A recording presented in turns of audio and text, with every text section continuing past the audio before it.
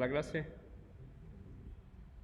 Hoy toca seguir viendo paradigma funcional. Ya estuvieron viendo un poco con Fede el otro día. ¿Qué se acuerdan más o menos que vieron de paradigma funcional? ¿Qué cosas particulares tenía? Son todas funciones. Está bien. Se aproxima. ¿Sí? ¿Cómo?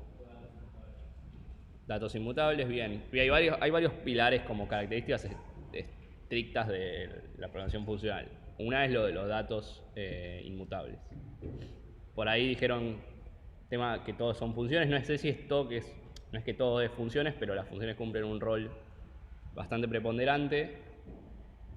¿Qué cosas tienen las funciones que tienen como característica en la programación funcional? ¿Cómo? No te escuché. La recursividad es como, sí, es una parte importante, pero decía como cómo se las trata las funciones, particularmente. Sí, se lo trata como un tipo de dato. ¿Cómo se llama eso? Tenía un nombre. ¿Se acuerdan? Sí, se trata como eso, como ciudadano de primera clase, que significa que es eso, que se pueden, se tratan como cualquier otro valor de la programación, o sea, como si fuese cualquier otro tipo de valor, que es algo que ya están acostumbrados porque ya en lenguajes que vieron ya pasa eso, pero bueno, es un concepto que viene más como ligado a lo que es la programación funcional, que es que las funciones son como un tipo de dato como cualquier otro y por tanto pueden guardarse en variables, pueden retornarse como valores de, de retorno de otras funciones, puede ser que se compongan funciones pasando funciones como parámetro, particularmente cuando decimos que una función recibe un parámetro que es otra función, ¿cómo se llaman esas funciones? ¿Se acuerdan? No, funciones de orden superior, exactamente. Cuando una función retorna o recibe funciones como parámetros, se dice que son funciones de orden superior. ¿Por qué? Porque tipo utilizan o se componen de otras funciones, ¿no? Después estaba lo que eran las funciones puras. ¿Se acuerdan lo que eran las funciones puras? De lo que habló Fede. Bien, perfecto. No tiene side effects, perfecto. Perfecto, buenísimo. Bueno, por ahí me estoy olvidando alguno que otro, pero esos son los fundamentales, ¿no? Y bueno, son todos conceptos que por ahí ya de algunos lenguajes de programación que trataron ya los conocen, pero que sepan que por ahí su origen más fuerte viene de acá. Incluso creo que está en la historia que vimos de la que es programación funcional, se menciona un poco eso. Que aparte todo viene en un trasfondo matemático, que lo vamos a ver la semana que viene, en lo que es cálculo lambda, que es justamente cuáles son las bases teóricas de todo esto y por qué tiene sentido y por qué funciona. Y cuáles son las implicancias en la computación en general, que son bastante fuertes. Así que ya lo vamos a ver la semana que viene, pero bueno, hoy sigamos con lo que es el paradigma de programación funcional, que como dijimos tiene todas esas características que mencionamos, pero además contiene otros conceptos importantes, como los que vemos acá. Un tipo de dato muy importante en lo que es la programación funcional son las listas. Particularmente vamos a ver cómo se ve una lista en el lenguaje de tipo de programación funcional. Vamos a ver pattern matching, que como dijimos no tenemos estructuras de control en programación funcional. No existe el if, no existe el else, no existen los fors, no existen los whiles. Entonces tenemos que usar otras herramientas. Para reemplazar los fors y los whiles ya vieron cuál es la herramienta para reemplazarlas, cuál es. La recursividad, exactamente. Y para todo lo que es el flujo de control, así de chequeos de condiciones, no lo vamos a llamar como con chequeo de condiciones, acá se va a llamar pattern matching, es decir, que se tiene que cumplir cierto patrón. Si un tipo de dato cumple un determinado patrón, vamos a hacer algo respecto a eso. Igual ya ahora lo vamos a ver con ejemplos. Después, asociado a lo que es pattern matching, podemos ver lo que es guardas, que ahí sí se agrega lo de las condiciones muy fuertemente. Vamos a ver lo que es lazy evaluation, que es algo por ahí ya lo tienen incorporado, pero lo vamos a profundizar un poquito más. Y lo que es currying, que creo que en alguna clase de programación orientada a objetos lo mencionamos por arriba porque estaba mechado en algún ejemplo. Ahora lo vamos a ver como más en profundidad. Bueno, arranquemos por listas. ¿Qué son las listas en programación funcional? Son como el tipo de dato así complejo, fuera de los que son los nativos, que más se utilizan para lo que es la programación funcional. Se modelan como listas enlazadas, como bien dice acá, así que son estructuras que más o menos ustedes ya las tienen en la cabeza como son. Pero la composición es distinta, como por ahí lo modelaron en algo 2, que en este caso solamente tenemos una referencia al head y una referencia al tail. Si se fijan, el head es el primer elemento de la lista, es decir, como acceder a la lista primero, cuando lo programaron en algo 2, y el tail, que es todo el resto de la lista. Entonces una lista tiene dos partes, ¿no? Tiene el head y el tail. Entonces, si ustedes quieren acceder a los siguientes elementos de la lista, bueno, tratan al tail como si fuese otra lista distinta, o al fin y al cabo es otra lista distinta, porque como es una lista enlazada, yo la puedo partir donde sea y quedan dos listas. Es como un gusano, ¿no? Unas cosas así que quedan dos bichos dando vueltas. Y termina con un nil, igual que conocían en algo 2. Bien, esto es un ejemplo en escala, donde yo, por ejemplo, defino una lista. Espero que se lleve a ver bien. Donde yo defino una lista, acá es 1, 2, 3, 4, 5. También la puedo definir de la siguiente manera, aclarando el tipo, ¿no?, que tienen. Acá la declaro sin tipo, acá la declaro con tipo. Y después puedo pedirle a esa lista el head. Y, perdón, esto es el resultado del intérprete, no me hagan caso, no es que estoy definiendo de vuelta. Esto cuando vos realizás esta operación, el resultado que te va a arrojar escala, si usaron como el intérprete de Python, que es parecido, acá te arroja el resultado. En este caso se ve que escala sabe interpretar que vos le pasaste 1, 2, 3, 4, 5, sabe que es una lista de enteros esto, ¿no? Lo interpreta como una lista de enteros. Entonces te dice, bueno, acabas de declarar la nueva variable lista, que es una lista de enteros y que particularmente este es el contenido. Si yo a esa lista le pido el head, me va a devolver 1, que tiene sentido, puede ser el primer elemento. Y si yo le pido el tail, me va a devolver una nueva lista, que es 2, 3, 4, 5. Hasta acá no hay dudas, ¿no? Es similar a lo que ya vieron en algo 2. Bueno, como dijimos, esto es una especie de... En algo 2 vieron que, por ejemplo, las listas y los árboles se asemejan. O sea, un árbol que solamente tiene elementos hacia un lado, un árbol binario particularmente, que solo tiene elementos hacia un lado, es básicamente una lista enlazada. Este caso es parecido, donde, digamos, uno siempre tiene un conector que es como la referencia hacia el siguiente elemento, y uno dice, bueno, acá esto es como mi referencia lista, ¿no? Es como que esto significa que hay una lista, y por un lado tengo el head, que es el 1, el head siempre está a la izquierda, y por el otro hay otra lista, que en este caso el head de esta lista es el 2, y a su derecha tiene otra lista, que su head es el 1, es el 3, hasta que en algún momento dice ya no hay más listas, es un nil. Entonces medio que se pueden representar así las listas. Si se fijan, acá hay varias maneras de definir las listas y todas son válidas. Se puede definir como lo vimos antes, tipo un list, que es como el azúcar sintáctico, pero también lo pueden hacer como 1, 2.2.2, 2.2.3, 2.2. Nil, o incluso lo pueden echar entre paréntesis como para que quede más claro, y van como armando un poco este arbolito. Si agregamos todos los paréntesis es como que armamos cada uno de los 2 puntos por separado. Pero bueno, nada, esto es una forma que tiene de definirlo, no significa que ustedes lo tienen que hacer así, es una particularidad de escala, ¿no? Entonces, después cuando concatenamos o se agrega algún elemento, es como cuando hacían listas enlazadas, que gracias a que justamente se manejan con referencias, es fácil hacer el enganche entre dos listas, hacer el enganche de un nuevo elemento, no es solamente cambiar la referencia uno por otro. Entonces, eso también nos ayuda, porque siendo que los datos son inmutables, yo en realidad los elementos nunca los cambio, nunca varían. No es que cuando uno concatena dos listas, a la lista original se le agregan los elementos, sino que directamente se crea una lista nueva, lo único que hace es reutiliza los bloques que ya existen, pero arma la misma lista. Entonces mantiene la inmutabilidad, porque es otro bloque, pero a su vez no es un exceso de memoria, porque directamente se maneja con referencia. Entonces eso es una optimización que hace como el lenguaje en este caso. Acá está el operando en escala para hacer la concatenación, que es más, y acá te dice el resultado, ¿no? Tenemos 0, 1, 2, 3, 4, 5, y si los 1 te queda 0, 1, 2, 3, 4, 5, ¿no? Acá están los dos ejemplos y cómo te queda finalmente. Obviamente la referencia al head de la primera lista va a ser la referencia al head en la lista resultante. Bien, bueno, de listas no sé si queda alguna duda. Esto es muy parecido a lo que vieron, así que no debería haber mucho problema en entenderlo. Es muy parecido a lo que vieron en Algo 2.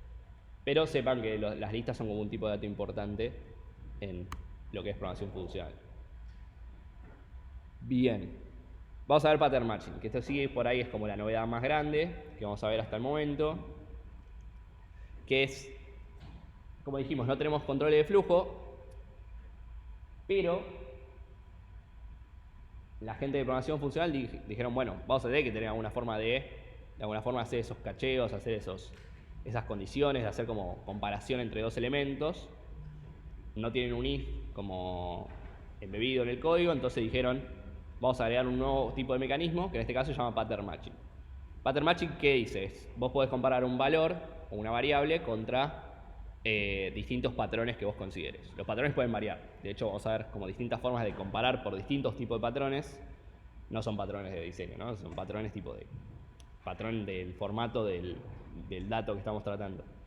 Y si se coincide con el patrón, podemos decir, ok, tipo este elemento lo puedo descomponer de la siguiente manera. ¿Por qué? Porque coincide con un determinado patrón que yo sé manipular, ¿no?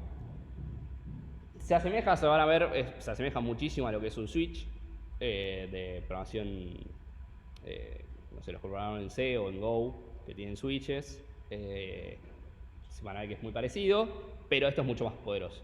Vamos a ver por qué. En los switches de programación imperativa, como los que vieron en C o en Go, se limitan a machear por el valor estricto de la variable.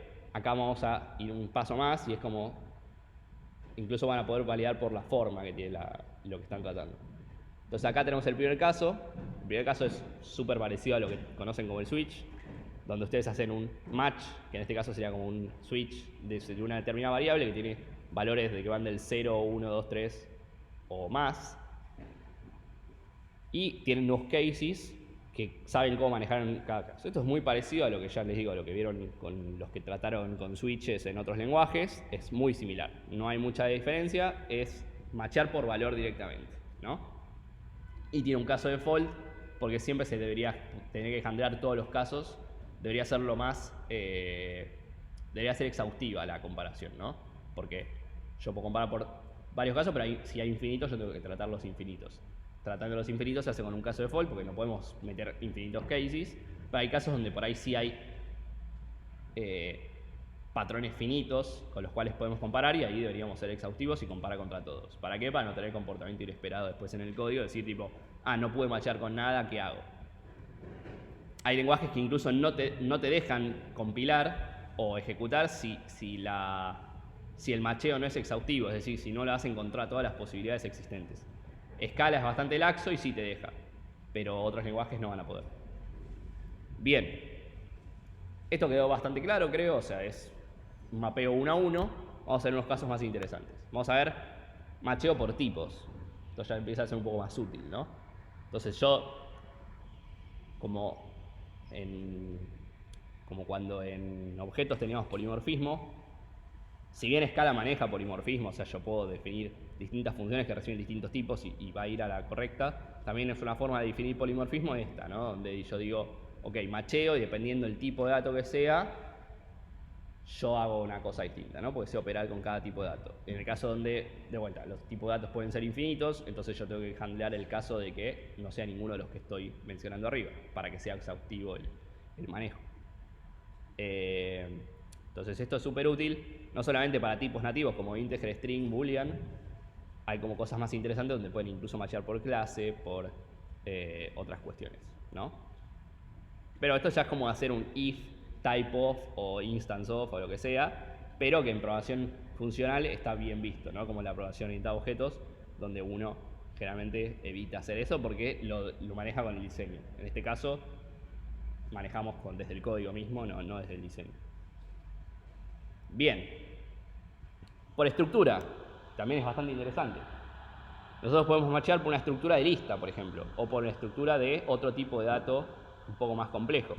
En el caso de las listas, uno puede machear por ejemplo, si queremos ver estos casos, yo macheo contra una lista que me pasan por parámetros, una lista de enteros, que sea enteros es anecdótico, puede ser cualquier lista, pero donde yo puedo machear, tipo, ¿cuál es la estructura de esta lista? Es el caso donde solamente es nil, quiere decir que la lista está vacía, o sea que no hay lista, entonces puedo decir lista vacía. ¿Es el caso acaso? ¿Es el caso acaso? Sí, parece un poco redundante. ¿Es el caso acaso donde yo tengo un elemento y después ya nada? Bueno, en este caso tengo una lista con un solo elemento.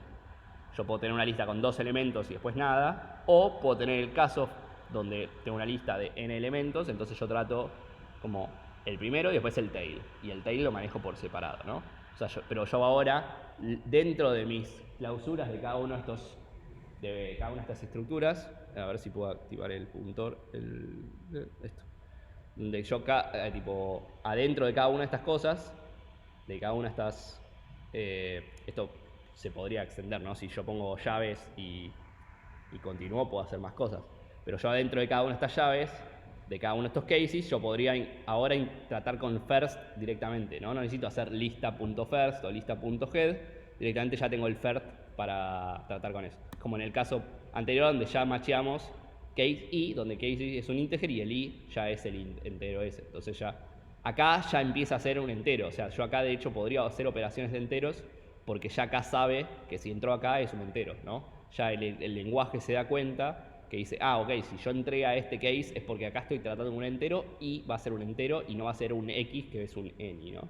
Entonces acá el lenguaje es cuando dice, ok, listo, yo ya sé que acá puedes hacer cualquier operación de enteros porque acá ya estás en el caso donde i es un entero, ¿no? Y lo mismo acá con el caso de un string, yo acá podría hacer s.split, cosa que antes no podía hacer x.split porque x.split, como es un any, no sé qué es, puede que no tenga el split incorporado. Pero el string ya sí lo tiene, entonces ya una vez que macheo, acá puedo hacer ese punto split tranquilamente, ¿no? Eso es una ventaja. Ya nos hace como el casteo implícito gracias a este tipo de clausuras. Bueno, acá lo mismo, acá puedo tratar con el first y con el tail aparte. Esto es súper útil para hacer, por ejemplo, recursión. Lo vamos a ver el caso de la recursión ahora en breve, porque es un caso súper cotidiano y cómo recorres una lista es parte de eso.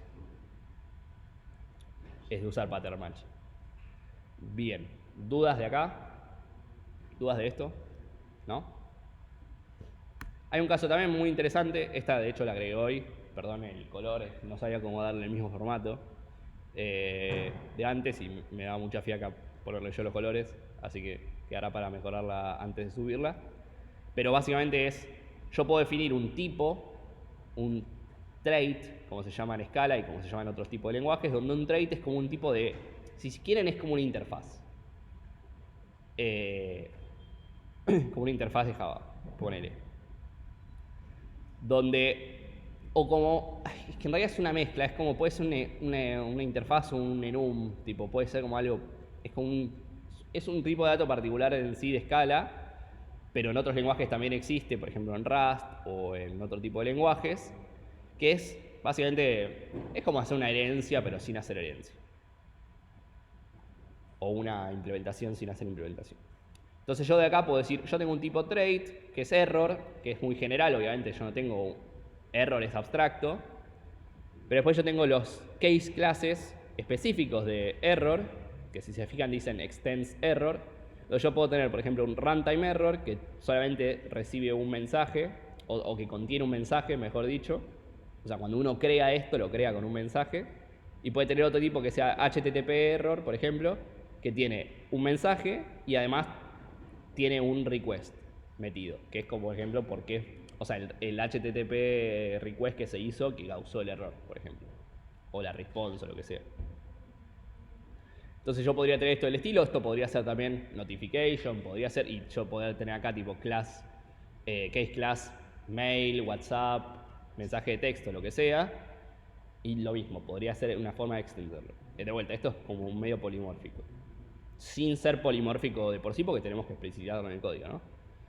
Pero acá, después más adelante, en otra función que recibe un error, que esta función, el objetivo de esta función supuestamente es recibir un mensaje como más concreto para mostrarle al usuario.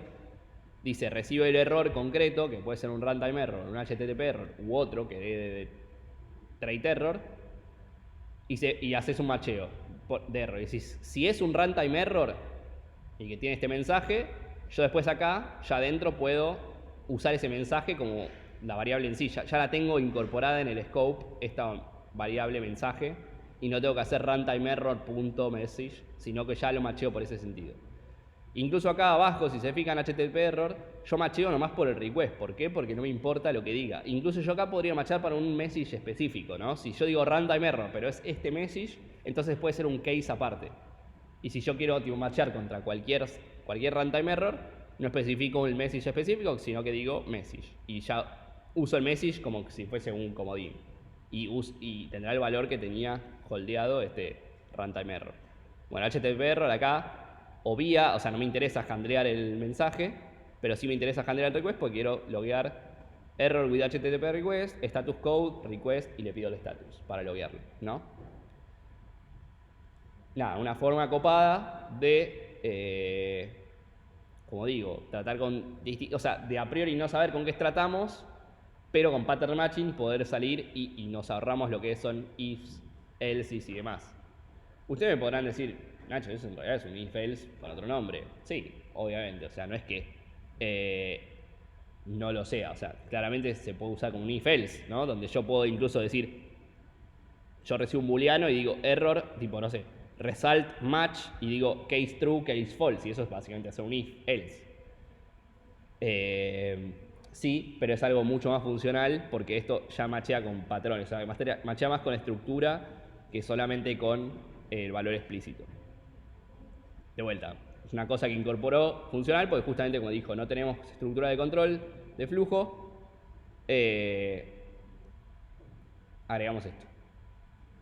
Bien, un caso práctico de pattern matching, volviendo al caso de las listas, es lo que les decía. Si yo quiero hacer una función recursiva, que esto es súper típico de funcional, porque ya lo vieron que la recursividad es como la forma de realizar ciclos, es con recursividad. Y acá tenemos, por ejemplo, yo quiero sumar todos los elementos de una lista, ¿qué hago? En un caso normal yo haría un for elemento en lista y los voy sumando. Bueno, en funcional tenemos que hacerlo recursivamente y la forma de hacerlo es, por ejemplo, de una función de este estilo, donde yo recibo una lista de enteros y la idea es que me devuelva un entero y yo digo lista match. Si estoy en el caso de lista vacía, devuélveme 0, ¿no? Porque lista vacía suma 0. Pero si yo estoy en el caso de una lista que no está vacía, es decir, que tiene un elemento y un tail, el tail no sé qué es, pero va a macharse en la próxima llamada recursiva, le sumo el head, que sí tiene un valor concreto, más la llamada recursiva al tail. Y la llamada recursiva al tail ya después va a ser este macheo de vuelta. O sea, si yo tenía un solo elemento, bueno, en la segunda llamada recursiva esto va a machear con el nil y va a devolverme 0, pero va a devolverme, no sé, si yo tenía en la lista 7 y nada, esto va a devolverme 7 más 0, porque el segundo caso va a ser 0, y me va a devolver 7 básicamente. Y si yo tengo, y si al revés es una lista que sí contiene elementos, bueno, va a volver a entrar a este case, ¿no? Entonces hacemos esta llamada recursiva con este macheo por patrones.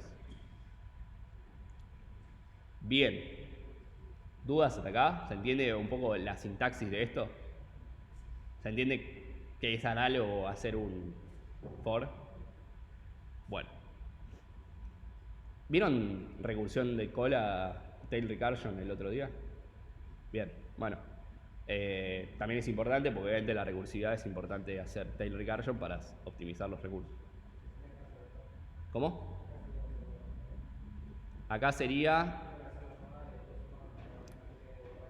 Sí, acá sería creo que agregar un parámetro y... ¿no? Tipo... en vez de hacer el n más, decir suma ns más acumulado, ponele. Eso, tipo agregar un parámetro para que directamente no se haga esta operación, no se guarde en el stack trace, sino que directamente se llame a la llamada recursiva y se borre el stack de esta función que llamó. Sería eso. Bien. Bueno. Esto lo había agregado. Claro, me olvidé de borrarlo porque ya lo había hecho.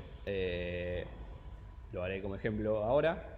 Digo, existe el pattern matching por tipos algebraicos, categorías o specific cases. En escala particularmente se llaman case classes, que es lo que mostramos hace un rato. En otros lenguajes se llaman de otra manera. Pero son una posibilidad. Tipo en Rust son enums, por ejemplo. Bien. Los patrones listados deberían ser exhaustivos, esto ya lo mencioné, que es que no debería haber casos sin contemplar y que según el lenguaje incluso no es posible no ser exhaustivo, ya les mencioné, tipo Rust no te deja compilar si no macheas con todos los casos posibles, Scala sí te deja.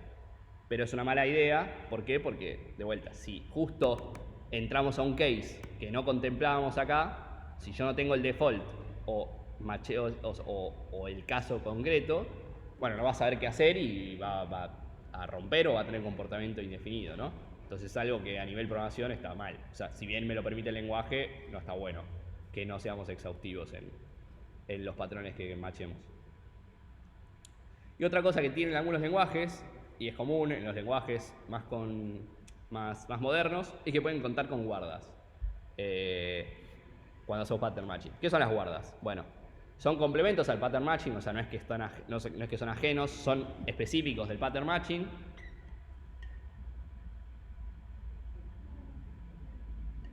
Y son expresiones que tienen un resultado booleano que nos hace que podamos matchear por casos aún más específicos, ¿no?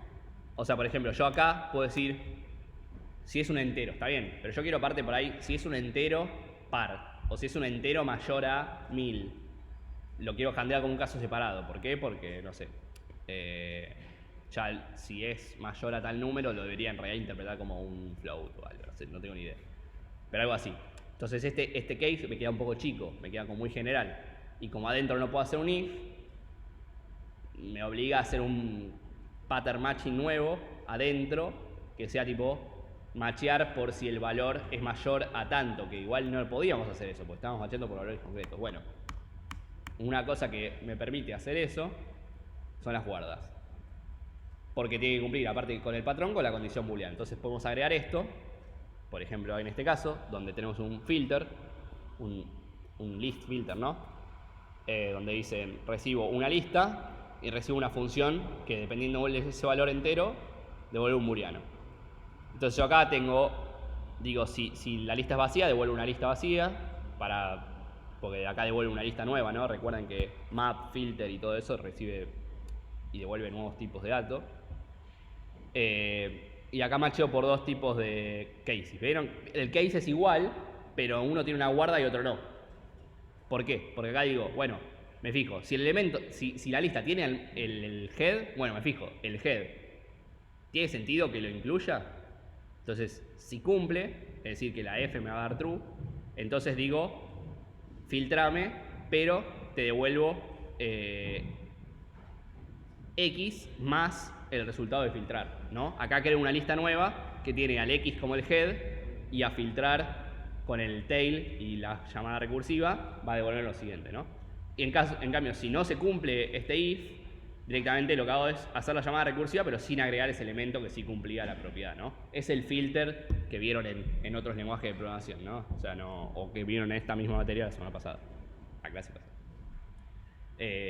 ¿Dudas de esto? ¿A alguno le queda claro? Por ahí yo estoy diciendo que vieron filter, pero por ahí no lo vieron. Pero sí lo vieron, ¿no? Perfecto. Bueno, entonces dudas de esto, ¿les queda claro por qué? ¿Cuál es el valor que agrega? O sea, ahora sí tenemos un if, van a decir, Nacho, esto es una mentira, siempre había ifs al final de todo. Y bueno, es que se dieron cuenta que también quedarse como... En los lenguajes más modernos, sobre todo, esto de las guardas por ahí es de lenguajes más nuevos. En los lenguajes de funcional puro, no estaba esto por lo general, teníamos pattern matching a secas y encima mucho menos potente. Pero obviamente por las necesidades de los programadores mismos que no quieren que su vida sea tipo, no sé, una cagada, tipo dicen yo no quiero tener que hacer 70 cases para poder resolver mi problema, agregame tipo mecanismos. Y el mecanismo que agregan en este caso es la guarda, que es un if lisa y llanamente, ¿no? Pero como que está dentro del case, dijeron bueno, esto zafa, tipo, no nos van a putear tanto por agregar un if. Podemos seguir declarándonos unos puristas que todo lo tratamos con funciones y no usamos if ni else ni esas cosas chanchas, ¿no?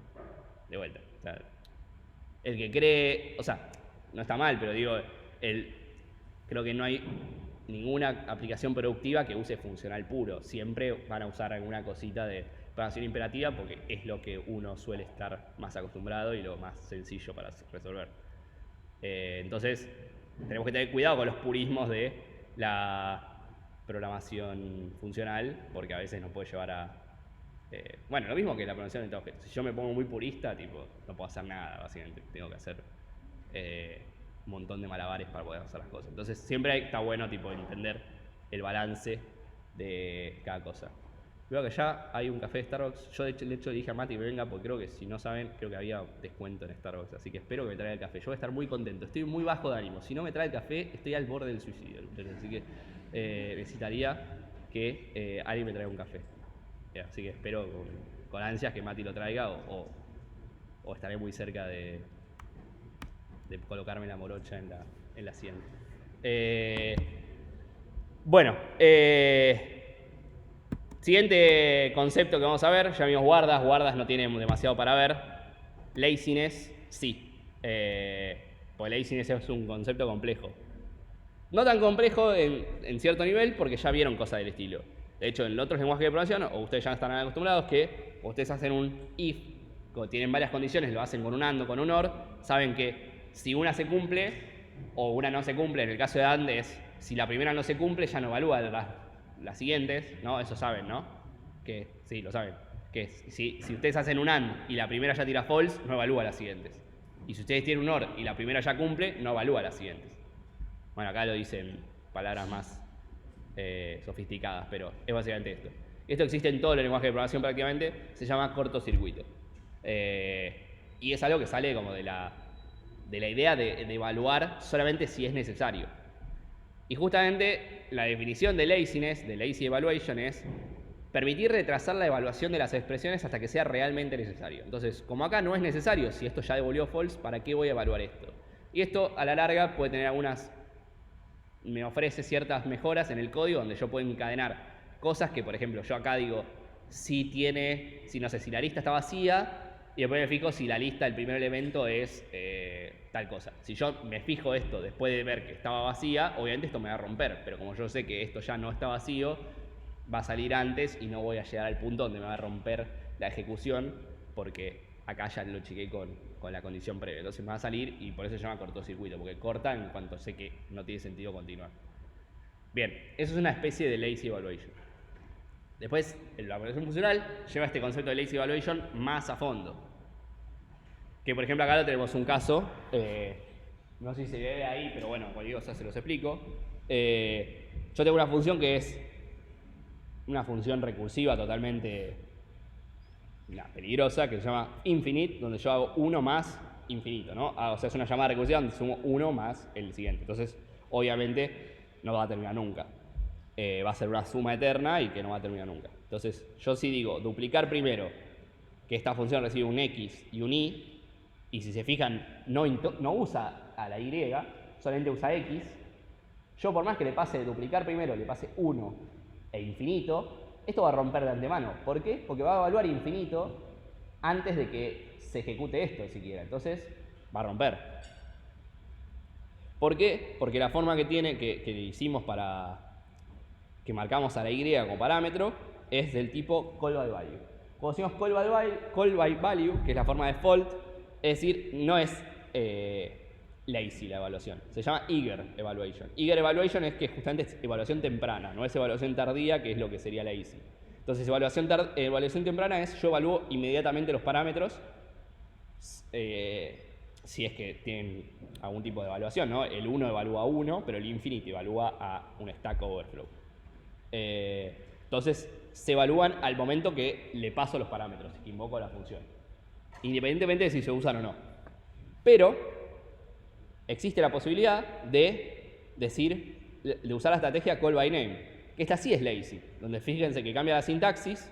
Yo en vez de tener i2.int, yo tengo i2 flecha int. La sintaxis, no sé, no sabría explicarlo. Pero esto indica a la función que dice, che, cuando llamen a duplicar primero, el parámetro ahí no lo evalúes inmediatamente. Solo evalúalo si en la función se invoca ahí en algún momento, ¿no? Entonces acá, como la función no invoca ahí en ningún momento, solamente dice x más x, infinite no se va a llamar nunca. Entonces esto no va a romper. De vuelta, esto para el caso de infinite es una pelotudez absoluta, porque yo le pasaría algo que rompe, que siempre va a romper si lo evalúo. Pero hay otros casos donde sí, por ahí no tiene sentido que evalúe las cosas si no va a tener sentido.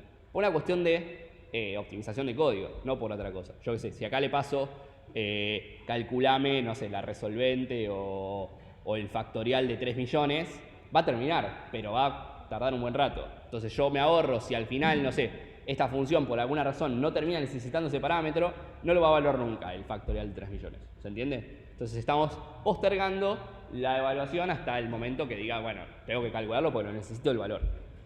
Pero lo retraso lo más posible. Eso es la definición de lazy. Retrasar la evaluación hasta el momento que ya no me quede otra. Y esta es particularmente la sintaxis en escala para lograrlo. Ahora, también existen las variables lazy. Yo puedo definir una variable como lazy, entonces acá yo defino la variable infinita, tipo la variable inf, que es el resultado de evaluar infinite, pero no me va a romper inmediatamente. ¿Por qué? Porque como la declaré lazy, va a esperar hasta que yo la use en algún tipo de contexto, a que sea necesario evaluarla, yo que sé, en una suma o lo que sea, y ahí sí se va a ejecutar efectivamente la expresión que va a resultar en el Stack Overflow. Pero si yo la declaro como lazy, eso se va a postergar hasta el último momento. De vuelta, esto no lo piensen para el caso de infinite, donde va a romper siempre, pero piénsenlo para un caso donde algo que tarda mucho y queremos evitar calcularlo, salvo que sea estrictamente necesario y hasta el momento donde realmente lo necesite. O por ahí en algún punto no lo voy a necesitar. Bien, entonces, esto hace que permite que solo se evalúe el valor de la variable cuando se la usa y no al momento de la definición. Si no se usa la variable, no se evalúa, y si se usa una o más veces, se evalúa una vez. ¿Qué significa? Básicamente, esto es como cuando declara una variable, o sea, se ejecuta el infinite, la función, y ya se guarda el valor. Y ya queda guardado de por siempre, no es que la va a evaluar cada vez. Ya queda calculado como cualquier variable, ya queda historiado la variable. Bien, pero acá nos vamos a encontrar con un pequeño problema. Vamos a calcular Fibonacci con recursión, que ya vimos en Algoritmos 1, que no es una gran idea, es bastante costoso. Creo que vieron que no es una buena idea. Por ahí cuando vean TDA se van a dar cuenta por qué es una mala idea particularmente. Pero básicamente Fibonacci, si yo le digo calculame Fibonacci, esto calcula la serie de Fibonacci entera. ¿No? Esto calcula la serie de Fibonacci entera. Que bueno, puede ser útil para cierto contexto. Ahora, ¿qué pasa? Si yo llamo a Fibonacci, me va a romper absolutamente, ¿no? Porque me va a calcular toda la serie de Fibonacci. La serie de Fibonacci no termina nunca, porque justamente es una serie y no termina más. Es una serie de 0 a infinito, así que no tiene sentido. Pero fíjense que yo dije, bueno, no voy a romper, tipo, yo la puse en un lazy val Fibonacci, entonces yo digo, bueno, no me va a explotar, porque lo puse en una lazy evaluation. Ahora, yo cuando le pido el head, que en realidad yo quiero el primer valor de Fibonacci, me va a calcular todo el resto. ¿Por qué? Porque es así. O sea, la función funciona de esa manera.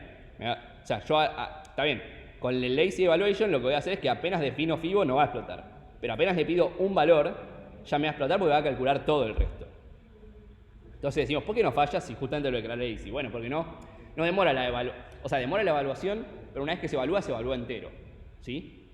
Entonces, nada, es lamentablemente lo que pasa y tiene sentido que sea así. Ahora, como mecanismo auxiliar, la gente que hizo programación funcional, y particularmente en escala, creó este tipo lazy list, donde es una lista que se va generando. Si se fijan ahora el valor de retorno, antes de retornar una lista como cualquier otra, ahora retorna a lazy list. Esto es una especie de mecanismo interior que tiene escala, donde si yo devuelvo una colección lazy, no se va a poblar automáticamente, se va a poblar a medida que yo vaya necesitando las distintas posiciones de esa lista, ¿no? O de ese mapa, o de lo que sea. Entonces ahora, bueno, fíjense que cambia también la sintaxis de cómo se encadenan las listas, porque ahora es una lazy list y tiene una forma de concatenar distinta que lo que era acá. Pero bueno, cambia el tipo de lista. Y ahora ya necesito guardar en un lazy val a Fibonacci, porque Fibonacci ahora el resultado en Fibo es una lazy list. Y la lazy list no se evalúa entera, se evalúa a medida que voy necesitando. Entonces acá, cuando le pido el head, me va a devolver 0. Y recién cuando le pido el tail, del tail, y ahí le pido como el valor, es decir, que voy recién al cuarto o al quinto elemento, ahí me va a devolver el 2. Y recién ahí se calcula ese 2. Y ya queda guardado ese 2. Quedan todos los valores anteriores guardados también. Y a medida que yo vaya queriendo acceder a los siguientes valores, se van a ir cargando, pero se van a ir cargando a medida que yo los necesite. No se van a cargar todos de una. Pero yo puedo tener ya un valor que sea tipo la serie de Fibonacci entera, yo en realidad la tengo acá, holdeada, pero no accedo a todos los valores de la serie de Fibonacci hasta que necesite acceder efectivamente a esos valores posteriores, ¿no? Yo si quiero acceder al elemento 30 de la serie de Fibonacci, bueno, se cargarán los primeros 30, pero no se cargan los infinitos valores de Fibonacci que había, sino que se reemplaza por, te los voy pasando a medida que los necesitas. Y eso se maneja, eso lo maneja Scala por atrás, lo maneja con, vaya a saber uno qué mecanismos o qué magias oscuras o qué tipo de duendes usa para hacerlo, pero lo hace. Y es un mecanismo que nos ofrece el lenguaje en sí. Y que algunos otros lenguajes que se basan en paradigma funcional también tienen mecanismos parecidos. Bueno, nos dice que, sí, perdón, aclaro una cosa, que acá dice que internamente se usan los conceptos de call by name, como vimos antes, y el de lazy y val para llevar a cabo esto. Pero lo guardan como una sección de memoria especial o algo que hace que sea factible hacer esto. Sí.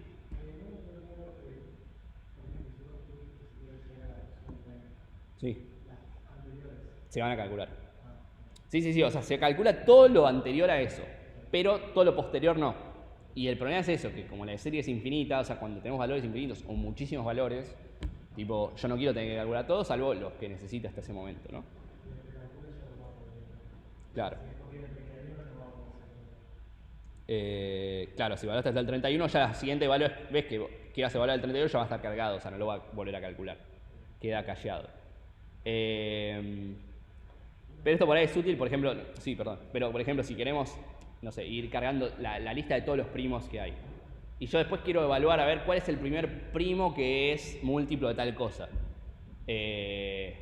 Entonces yo ahí puedo ir haciendo i, pero no me cargo toda la lista de primos, sino que voy recorriendo todas las posiciones hasta que encuentro el que efectivamente se cumple lo que yo quiero y listo. Y por ahí después busco el múltiplo de tal otro número, pero ya tengo toda la lista de primos cargadas y no lo evalúo entera, entonces no rompe.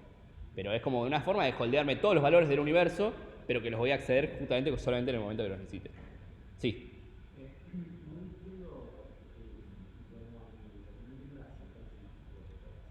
Yo tampoco la entiendo, pero de vuelta, esto es algo de escala, o sea, no es que es algo que... Ah, no entendés tipo, acá tampoco, ponele, en la versión anterior, que es igual, exactamente igual.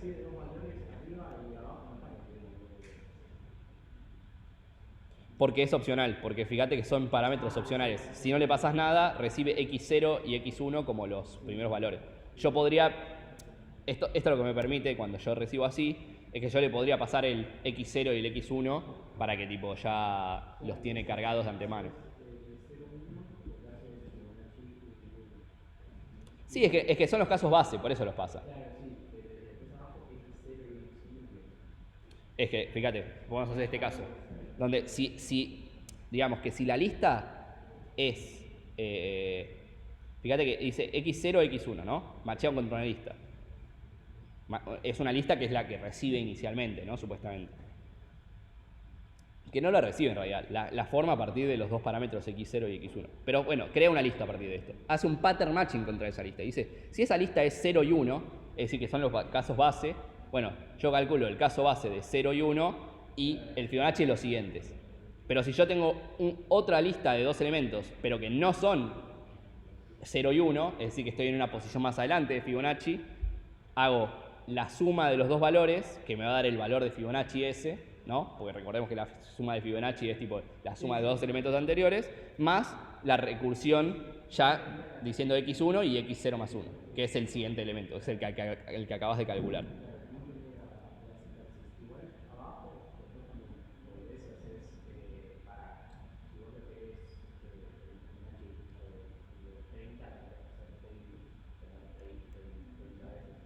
Sí, o lo haces con algún tipo, otro tipo de mecanismo, ¿no? Tipo, lo puedes hacer con una función que sea un pattern matching y dice while, no sé, la posición. Sí, podrías hacer otra función que sea así. Este es un caso específico, ¿no? Que digo, vos querés tener toda la lista de Fibonacci disponible, pero vos podrías tener una función que solamente te calcule el valor ese de Fibonacci. Pero el tema es que después si querías calcular otro valor, tenés que volver a calcularlos. Esto es como que ya te almacena el procesamiento, te almacena el cálculo de todos los anteriores que ya calculaste. Claro, claro. Es la forma como de hacerlo óptimo, si se quiere. Porque de otra manera tendrías el problema de calcular recursivamente todas las veces que quieras. Incluso hacer la recursión infinitas veces nos presenta un problema porque es como se arma un árbol enorme. No sé si lo vieron eso en algo 1 o en algo 2 o en TDA, el que lo curse, que esté con Martín haciendo cosas. Así que no creo que igual puedan cursar ya algo TDA. ¿Puede ser? ¿Ya pueden cursar TDA? Ah, ¿es algo 2 ahora nada más? Ah, está bien. Alguno está haciendo TDA. Mirá vos. ¿Está buena? Aquí están Ezequiel y Martín. Ahí.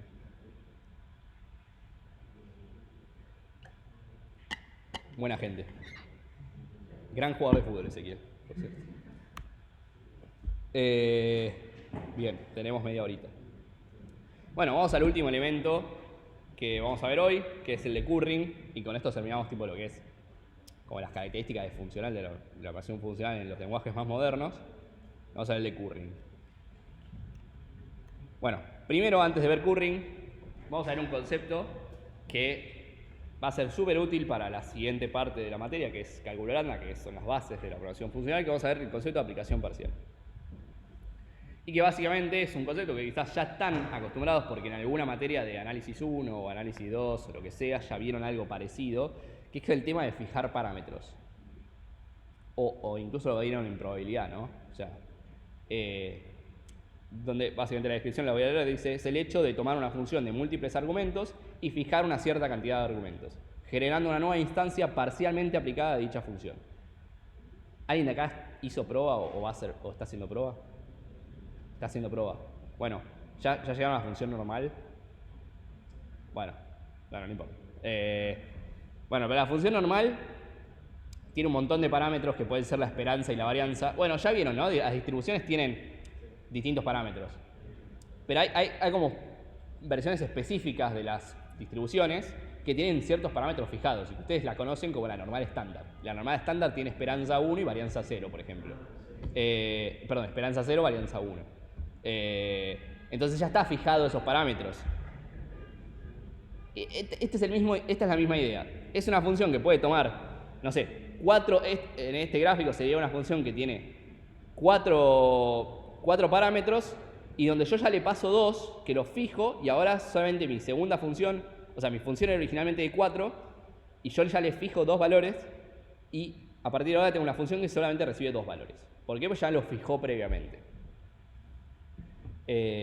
Entonces ahora me queda una función de menos parámetros y donde ya tengo cierto fijado. Esto me sirve también para reutilizar código, porque yo, por ejemplo, así me evito tener que volver a calcular una cierta parte de la función, me ahorra procesamiento, porque ya como que realicé cierta parte del procesamiento del reemplazo previamente y quedan fijados esos valores, ¿no? Y lo pueden ver, por ejemplo, acá en esta función, tipo el ejemplo más, no tiene nada que ver con programación, pero tipo ejemplo matemático, donde ustedes tienen f de xy y donde ustedes pueden fijar f de 1i y la llamo como f' de i y digo 1 sobre i, ¿no? Es otra función. Es otra función, pero donde yo le fijé el parámetro x. Es esa la idea. No es nada que no hayan visto hasta ahora en las materias de matemáticas. Entonces, las ventajas que me da esto es que me da funciones más reducidas y específicas. Por ejemplo, si yo puedo tener mi función de normal estándar, perdón, tengo mi función de distribución normal, pero yo quiero aparte tener una de distribución normal estándar porque la voy a usar muchísimo. Entonces, en vez de tener que pasarle todas las veces los parámetros, ya creo una que directamente tenga los parámetros resueltos por mí, esos parámetros ya los fije de antemano. Entonces mejora la legibilidad. Es un tema también de que sea más claro el código y que tenga funciones más específicas, más chiquitas, pero a su vez es más fácil de utilizar. Que si yo siempre trato con la función más general que le tengo que pasar todos los parámetros cada vez. Es un tema de usabilidad. Reduce la cantidad de argumentos innecesarios o redundantes. ¿Por qué? Pues de vuelta, por ahí son argumentos que yo voy a pasarle siempre los mismos valores, porque siempre en general va a ser el caso ese más cotidiano, y no tiene sentido que siempre le pase esos mismos valores. Y puede servir para mejorar la performance cuando el pasaje de algunos parámetros no varía y por tanto su resolución tampoco y la podríamos obviar. En el caso donde los parámetros son por ahí un poco más complejos. Bien. Esa es un poco la idea. Partiendo de esa idea, no sé por qué iré, partiendo de esa idea, tenemos lo que es currying. Currying, ya mencionamos lo que era en la clase de programación de una de las ejercitaciones de patrones de diseño, que se nos escapó ahí un ejemplo, porque antes estaba esta parte de la materia antes. Es una técnica mediante la cual las funciones que reciben múltiples parámetros se reemplazan por cadenas de funciones que reciben un parámetro, ¿no? ¿Se entiende? Es como que si yo tengo...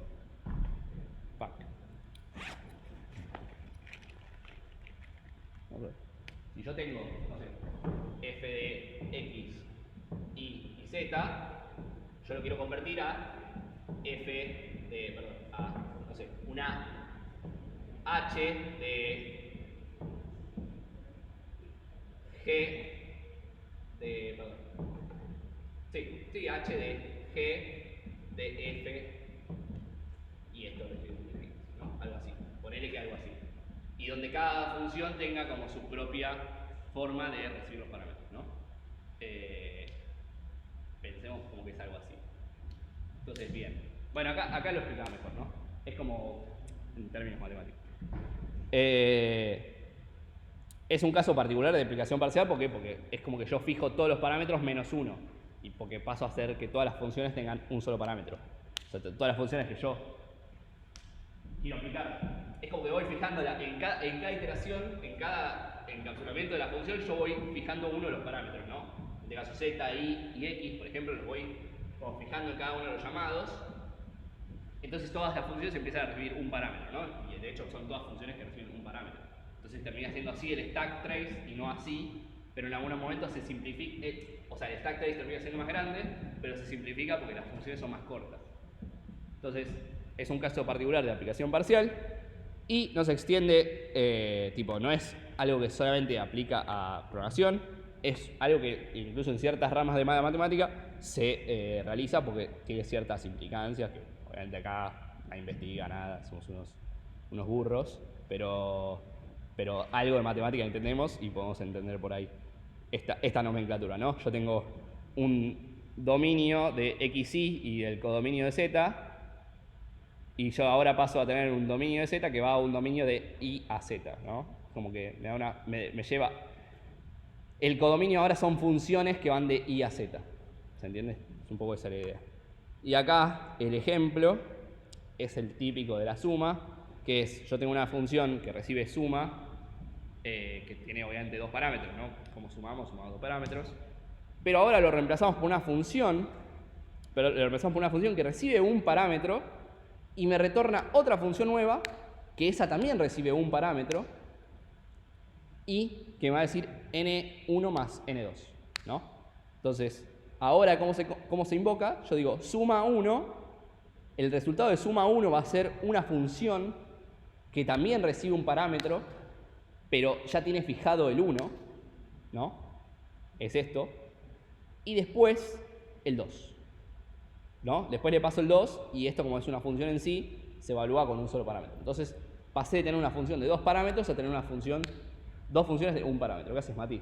Veo que no tenés mi café, lo cual me va a llevar a tirarme enfrente del Paseo Colón. ¿La publicación de Starbucks? Sí, no, porque encima allá tiene un Starbucks y yo dije, no, soy el único boludo que no voy a comprarlo. ¿Usaron el descuento ese que dijo Nacho? Okay. Bueno, es tu cumpleaños o algo y tenés... está bien.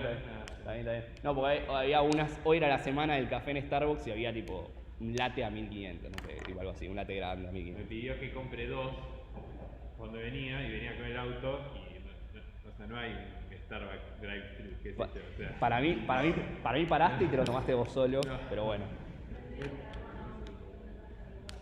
Claro. Bueno, pero no voy a delegar en mis alumnos, tipo, porque es casi es explotación, básicamente. Porque obviamente no les voy a pagar y no les voy a dar puntos extra por eso.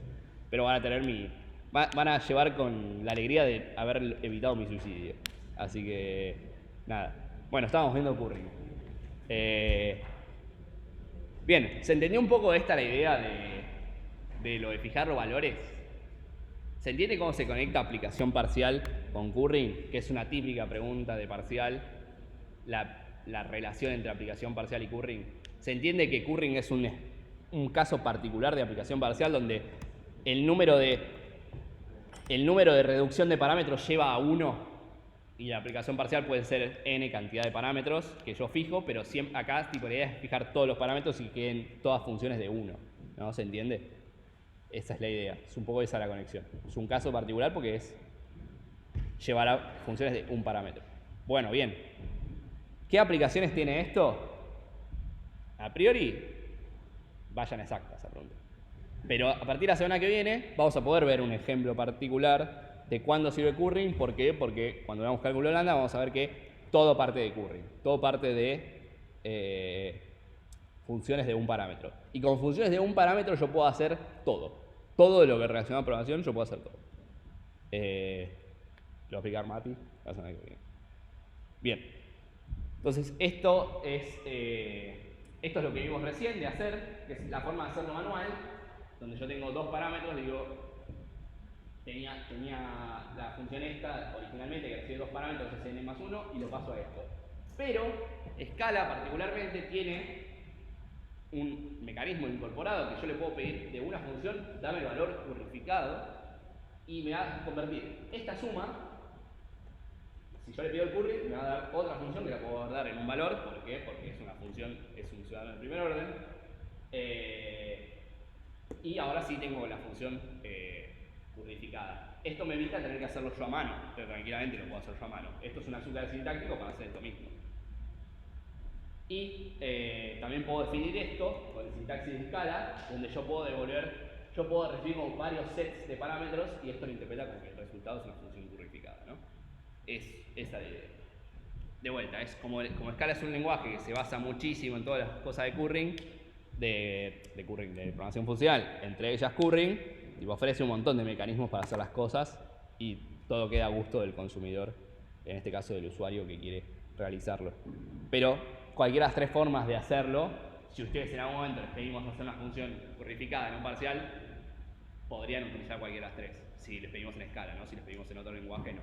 Sí, pero bueno. Como comentario, la última de abajo no necesariamente es una azúcar sintáctica, como que internamente la representación que usa Scala es distinta de la de abajo que la de arriba. O sea, como que no es una función de un solo parámetro, no sé, es como una falopa de eso de parameter list. Pero sí, a fines prácticos es muy parecido a... ¿Y esto no tendrá, tipo, esto no convertirá a esto? No. Ah, ¿no? No, lo de arriba te lo convierte literalmente en una función que recibe un parámetro y le devuelve otra función. Y lo de abajo es directamente una función currificada, una función que recibe parámetros. No, ¿sabes por qué te digo? Porque... ya sé. Igual es un detalle, lo mismo. A fines prácticos estoy hablando. Sí. Y no sé si se puede hacer curry a todas las funciones, creo que se podrá hacer algunas, depende de la complejidad que tenga la operación que hagas, supongo. No, cualquiera. Porque fija los valores, o sea, va fijando los valores. Sí, o sea, toma los de... Es como que encadena, claro, los va encadenando, está bien. Bueno, perfecto. Bien, Scala es bastante noble, ¿no? Por eso también lo elegimos como lenguaje para ver funcionar. ¿Dudas de esto que vimos? ¿O dudas de la clase anterior que vieron con Fede? ¿No? Bueno. ¿Algunas de estas cosas las conocían de antes? Bueno, recursividad sí, porque quería creer que algo uno hizo su trabajo, y con algo uno me refiero a nosotros, hace 2 cuatrimestres de hecho. Así que creo que hicieron su trabajo y saben lo que es recursividad, pero todo lo demás deberían ser conceptos nuevos, así que espero que los incorporen. De vuelta, todo lo que vimos acá puede convertirse en un ejercicio de parcial práctico o de teoría, tipo una pregunta como eso, como ¿cuál es la similitud o la relación entre aplicación parcial y curring? Bueno, esas cosas tienen que saber. O el tema de las lazy list o esas cosas. Cómo se maneja el tipo de lazy evaluation y todo demás. Bueno, pero si no hay más dudas... Perfecto. No, es un método interno, ni siquiera es un método, parece más un atributo. Es como algo que inyecta Scala en las funciones que vos le podés pedir su versión currificada. Pero es algo que escala propio te lo da. O sea, vos le podés ir a cualquier función, decime .currid. Es para poder hacer esto, para poder hacer lo de fijarle los parámetros. O sea, lo de poder... Porque lo que me puede servir para esto es lo que les decía, tipo...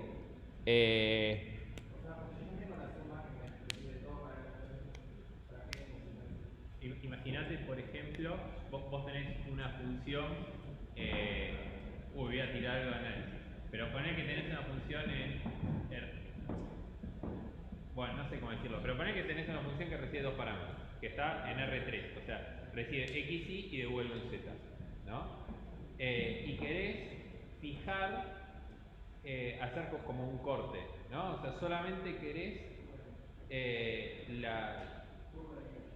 ¿cómo? La curva de nivel, ¿no? Entonces lo que haces es fijás uno de los parámetros, ponele X, y te queda Y, una función que solamente recibe un parámetro. ¿Está bien? Eso, si lo tenés así no lo puedes hacer, porque tu función recibe dos parámetros. Entonces vos lo que haces es purificás y acá le fijás un parámetro. Entonces vos tenés esto, haces suma 1 y lo que haces es esto te devuelve una función que recibe un solo parámetro y lo que hace es sumar 1. Entonces lo que haces es fijás una de las dos variables. Entonces, por ejemplo, para eso matemático te sirve, para la curva de nivel. Pero para eso sirve, por ejemplo.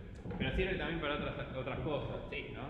Yo iba a definir como, por ejemplo, vos cuando haces una integral, vos tenés los límites, o sea, vos podés tener una integral indefinida o una integral definida. Ponele que vos querés hacer una integral definida. Pero vos querés por ahí resolver la integral primero y después los límites los vas cambiando dependiendo de lo que quieras.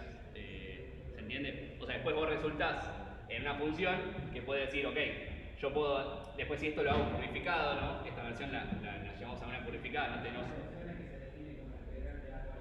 Claro, ponele acá, digo, no sé, este marcador es una verga. Sí, pero en definitiva te da la flexibilidad de después poder fijar un parámetro. Este anda perfecto. Tipo, pues acá te puedes tener integral currid. Y esto decís integral.currid. ¿No? Esto te da la versión purificada de esto. Y eso lo que me va a permitir es que yo ahora puedo definir la tipo, no sé, integral. Sí, es el orden de los parámetros. Integral de, no sé, ecuación complicada. Ecuación complicada, y acá tipo hago integral currid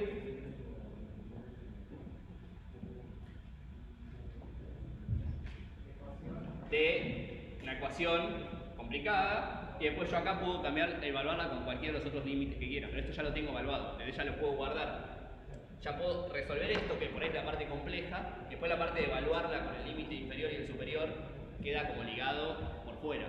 Entonces yo acá puedo crearme una función parcialmente aplicada, que es la integral de la ecuación compleja ya resuelta la integral, y después solamente me queda evaluarla en los límites inferiores y superiores, ¿no? Esto sería como una integral definida, ¿sí? No, en las integrales definidas no tenemos límites superiores e inferiores, pero nada, ese es el caso con él. De vuelta, nosotros no es que sabemos mucho de matemáticas, solamente que es el típico caso de estos casos, de la aplicación de Curry. Y funciona un montón de niveles de la programación, no es algo de solamente acá. La verdad que cada vez más se usa el tema de funciones como ciudadano de primer nivel, ¿no? O sea, cada vez se incorpora más. Incluso pasa a reemplazar tipos de datos más abstractos, o sea, como a tipos de datos complejos. Incluso hay lenguajes que reemplazan las clases por funciones, porque con en cierto nivel pueden reemplazarlas. ¿Se entiende? Bueno. A ver, esto te da una facilidad, ¿no? O sea, vos siempre podés como purificar a mano la función. Le pasás uno, o sea, haces una función que llame esa función y que siempre le pases uno en el primer parámetro. Y listo, ya la tenés. Pero te da una facilidad. O sea, no es que no necesitas de la sintaxis del lenguaje para poder hacerlo. Lo puedes hacer y se hace en otros lenguajes también. Bien. Sí, o sea, lo que ocurre, te lo ofrece acá, pero lo podés hacer vos a mano arriba, ¿no? Solamente es una forma copada que nos da escala de hacerlo. Bueno, acá terminaron los slides. Si no hay otras dudas, hacemos la pausa y volvemos para la práctica. No sé, dudas que tengan, pueden venir a hacerlas en el receso y voy a ver cuál es el Starbucks más cercano. Está el de la UCA Sí, y después está. está el de Santel. ¿Pero sigue lloviendo? ¿Qué? ¿Sigue lloviendo?